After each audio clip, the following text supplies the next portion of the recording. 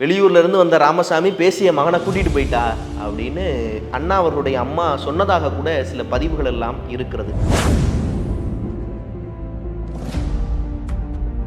இரண்டு ஆகச்சிறந்த வீரர்கள் போட்டி போடுகிற போது உலகமே வியந்து பார்க்கும் யாரு ஜெயிக்க போறா அப்படின்னு.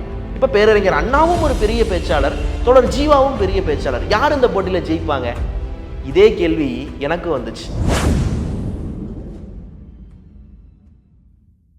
வணக்கம். அன்னைக்கு சரி இன்னைக்கு சரி தமிழ்நாட்டு அரசியலில் மிகப்பெரிய தாக்கத்தை ஏற்படுத்துகிற சக்தியாக இருக்கிறது மேடை பேச்சு. தொடர்ந்து பார்க்கிறோம், நிறைய தலைவர்கள் தங்களுடைய பேச்சின் மூலமாக மக்களிடம் ஏற்படுத்துகிற மாற்றத்தையும் அவர்களுக்கு கூடுகிற கூட்டத்தையும் அதனால் ஏற்படுகிற புரட்சிகளையும் நம்ம பார்த்து கொண்டே இருக்கிறோம். அதனால் மேடை பேச்சு என்பது குறிப்பிட்டு தமிழ்நாட்டில் மிகப்பெரிய மாற்றங்களை ஏற்படுத்திய ஒரு சக்தி அப்படின்னு தான் பார்க்கிறேன் அரசியல் களத்தில். அப்படி தங்களுடைய அரசியல் கொள்கைகளை பரப்புவதற்கு மேடை பேச்சை மிகச் சரியான ஆயுதமாக பயன்படுத்திய இரண்டு தலைவர்கள் அப்படின்னு பார்த்தா, மிக முக்கியமான ரெண்டு தலைவர்கள் யாரு அப்படின்னு பார்த்தா, ஒருத்தர் தோழர் ஜீவா, இன்னொருத்தர் பேரறிஞர் அண்ணா. இந்த இரண்டு பேருக்கும் இடையில நடந்த ஒரு சுவாரஸ்யமான சம்பவத்தை பற்றியது தான் இந்த பதிவு. தனிப்பட்ட முறையில் பார்க்கிற போது பேரறிஞர் அண்ணாவும் சரி தோழர் ஜீவா அவர்களும் சரி தாங்கள் ஏந்திய கொள்கைக்கு மிக உண்மையாக இருந்தார்கள். எப்படி அப்படின்னு பார்த்தோம்னா, ஒரு முறை தோழர் ஜீவா என்ன பண்ணுறாரு, சமூக பணிகளை செய்வதற்காக பணம் தேவைப்படுகிறது. இப்போ தோழர்களோட போய் மக்களிடம் நிதி வசூல் பண்ணுறாரு. அப்படி வாங்கிய பணத்தை தோழர் ஜீவா அவர்கள் ஒரு பையில் வச்சு எடுத்துகிட்டு வர்றாரு. அப்போ ஒரு கடையில் போய் டீ குடிக்கிறாங்க.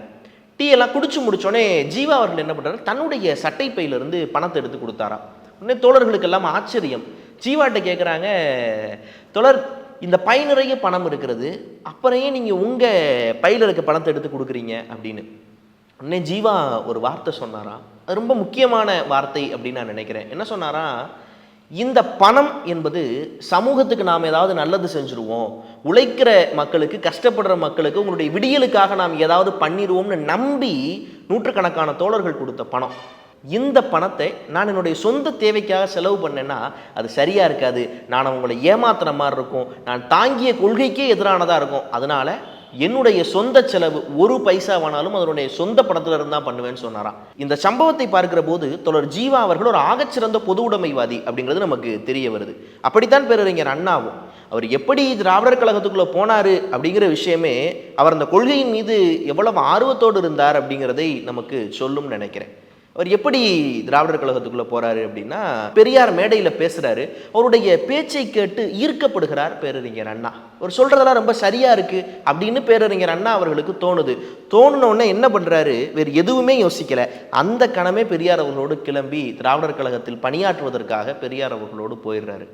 அப்போ அண்ணா அவர்களுடைய அம்மா கூட சொன்னதாக சொல்லுவாங்க, வெளியூர்ல இருந்து வந்த ராமசாமி பேசிய மகனை கூட்டிட்டு போயிட்டா அப்படின்னு அண்ணா அவர்களுடைய அம்மா சொன்னதாக கூட சில பதிவுகள் எல்லாம் இருக்கிறது.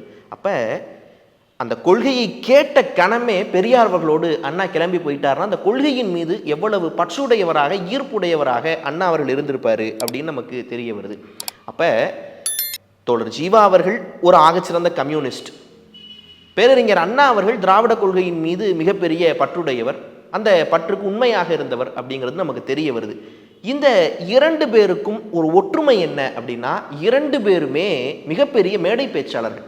பேரறிஞர் அண்ணா ஒரு புறம் அடுக்கு மொழியில் பேசி மக்களை ஈர்ப்பவர், இன்னொரு புறம் தோழர் ஜீவா அவர்கள் மக்கள் மொழியில் பேசி மக்களுடைய இதயத்தை தொடுபவர். அப்படி இரண்டு பேருமே மேடைகளை கையாண்டவர்கள். அந்த இரண்டு பேருக்கும் இடையில் ஒரு முறை போட்டி வந்துச்சு. இங்க பாருங்க, இரண்டு ஆகச்சிறந்த வீரர்கள் போட்டி போடுகிற போது உலகமே வியந்து பார்க்கும் யாரு ஜெயிக்க போறா அப்படின்னு. இப்ப பேரறிஞர் அண்ணாவும் ஒரு பெரிய பேச்சாளர், தொடர் ஜீவாவும் பெரிய பேச்சாளர், யார் இந்த போட்டியில ஜெயிப்பாங்க? இதே கேள்வி எனக்கு வந்துச்சு. வாங்க அந்த சம்பவத்தை பார்ப்போம். ஒரு ஊரு, அந்த ஊர்ல பொதுக்கூட்டம் நடக்குது. முதல் நாள் பொதுக்கூட்டம் பேரறிஞர் அண்ணா அவர்கள் பேசுகிறார் திராவிட கொள்கைகளை பரப்புவதற்காக. அதற்கு அடுத்த நாள் பொதுக்கூட்டம் பொது உடைமை இயக்கத்துடையது, அதில் தோழர் ஜீவா அவர்கள் பேசுகிறார். இது போல வடிவமைக்கப்படுகிறது. இப்போ முதல் நாள் அங்கு பேரறிஞர் அண்ணா அவர்கள் வர்றாரு, மக்களிடம் பேசுகிறார், மக்கள் எல்லாம் ஆர்ப்பரிக்கிறார்கள். அப்ப ஒரு தோழர் ஜீவா அவர்களை பற்றி ஒரு செய்தியை பதிவு பண்றாரு. என்ன அப்படின்னா, தோழர் ஜீவா அவர்களுக்கும் எங்களுக்கும் ஒரே ஒரு வேறுபாடு தான் இருக்கிறது. என்ன தெரியுமா, தோழர் ஜீவா அவர்கள் உணவுக்காக போராடுகிறார், அவர் சோறுக்காக போராடுறார், ஆனால் நாங்கள் அப்படி அல்ல, மானத்துக்காக போராடுகிறோம். அப்ப உங்களுக்கு வேண்டியது மானமா சோரா? சோறுதான் முக்கியம் என்றால் தோழர் ஜீவாவின் பக்கம் நில்லுங்கள், மானம்தான் முக்கியம் என்றால் எங்களின் பக்கம் நில்லுங்கள்னு பேரறிஞர் அண்ணா பேசிட்டார். மக்கள் எல்லாம் அப்படி வெகுண்டு எழுந்து பார்க்குறாங்க. ஆமாம், தோழர் ஜீவா அவர்கள் சோறுக்காக பேசுகிறாரு, பேரறிஞர் அண்ணா அவர்கள் மானத்துக்காக பேசுகிறாரு, அப்போ மானத்தின் பக்கம் தானே நிற்கணும் அப்படின்னு மக்கள் எல்லாம் ரொம்ப அப்படி ஒரு புரட்சிகரமாக மாறி பேரறிஞர் அண்ணா அவரை ஆதரிக்கிறாங்க. மறுநாள் ஜீவா அவர்கள் வர்றாரு. பேரறிஞர் அண்ணாவை போல அடுக்குமொழியில் பேசுகிறவர் அல்ல ஜீவா அப்படின்னு நான் முன்னாடியே சொல்லியிருந்தேன். அப்போ ரொம்ப இயல்பாக ஜீவா அவர்கள் ஒரு வார்த்தையை சொன்னார். அந்த வார்த்தை பேரறிஞர் அண்ணா பேசிய எல்லா பின்பத்தையும் இப்படி உடைச்சிருச்சான். அது என்ன தெரியுமா சொல்கிறாரு? ஜீவா இப்படி பேசுகிறார். என்ன பேசுகிறாரு? நேற்று இதே மேடையில் இதே இடத்துல பேரறிஞர் அண்ணா பேசினதா சொன்னாங்க. அவர் மானத்துக்காக போராடுறாராம், நாங்கள் சோறுக்காக போராடுறோமா. பேரறிஞர் அண்ணா சொன்னது ரொம்ப உண்மையான வார்த்தை, நானும் அதைத்தான் சொல்கிறேன். அவங்க மானத்துக்காக போராடுறாங்க, நாங்கள் சோத்துக்காகத்தான் போராடுறோம். யார்கிட்ட எது இல்லையோ அவங்க அதுக்காகத்தான் போராடுவாங்க. எங்கள்கிட்ட மானம் நிறைய இருக்குது, சோறு தான் இல்லை, அதனால நாங்கள் சோத்துக்கு போராடுறோம். அவங்கள்ட்ட மானம் தான் இல்லை, அதனால் அவங்க போராடுறாங்க. இப்போ நீங்கள் எதுக்கு போராடணுங்கிறத நீங்களே முடிவு பண்ணிக்கங்க அப்படின்னு ஜீவா சொன்னாராம்.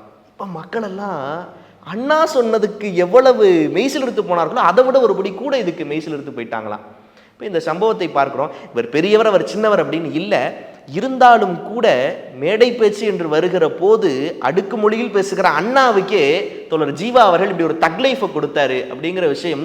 தோழர் ஜீவா அவர்கள் எவ்வளவு ஒரு ஆகச்சிறந்த பேச்சாளர், அவர் எவ்வளவு கொள்கையின் மீது உறுதிப்பிடிப்போடு இருந்தவர் அப்படிங்கிறதை நமக்கு உணர்த்துகிறது. இப்படி 1000 போட்டிகள் இருக்கலாம் இல்லையா? மேடையில் இப்படி ஒரு கொள்கையை சொல்லுகிற போது அவர் அப்படி ஒரு கொள்கை. ஆனால் இந்த எதிர்ப்புகள் எல்லாமே கொள்கை எதிர்ப்புகள் தான், தனி மனித வெறுப்புகள் கிடையாது. பேரறிஞர் அண்ணா ஜீவாவுடைய தனிப்பட்ட வாழ்க்கையை பற்றி எதுவும் பேசலை, தோழர் ஜீவா அவர்களும் பேரறிஞர் அண்ணாவுடைய தனிப்பட்ட வாழ்க்கையை பற்றி பேசலை. இது ரெண்டுமே கொள்கைக்கு இடையில் நடந்த சண்டைகள் தான், கொள்கை எதிர்ப்புகள் தான். இப்படிப்பட்ட கொள்கை எதிர்ப்புகள் தான் அன்றைய நாள் அரசியலை மிக ஆரோக்கியமாக வைத்திருந்தது அப்படின்னு நான் நினைக்கிறேன். ஏன்னா நீங்கள் பாருங்கள், அந்த காலத்து தலைவர்கள் எல்லோருடைய பேரை எடுக்கிற போதும் எல்லோரும் நல்ல தலைவர்கள் என்று நாம் சொல்கிறோம். பேரறிஞர் அண்ணாவாகட்டும், பெருந்தலைவர் காமராஜர் ஆகட்டும், தோழர் ஜீவா ஆகட்டும், ராஜாஜி அவர்களாகட்டும், எல்லோரை பற்றி பேசுகிற போதும் எல்லோருமே நல்ல தலைவர்களாகத்தானே இருந்திருக்கிறாங்க அப்படின்னு சொல்கிறோம். ஏன்? எல்லோரும் கொள்கையைத்தான் எதிர்க்க வேண்டும், தனி மனிதை எதிர்க்கக்கூடாது அப்படிங்கிற ஆரோக்கியமான அரசியல் போக்கு அவர்களிடம் இருந்தது. அப்போ அரசியல் என்பது என்றைக்குமே கொள்கை எதிர்ப்பாகத்தான் இருக்க வேண்டுமே தவிர தனி மனித வெறுப்பாக இருக்கக்கூடாது என்பதுதான் நிதர்சனமான உண்மை. நன்றி.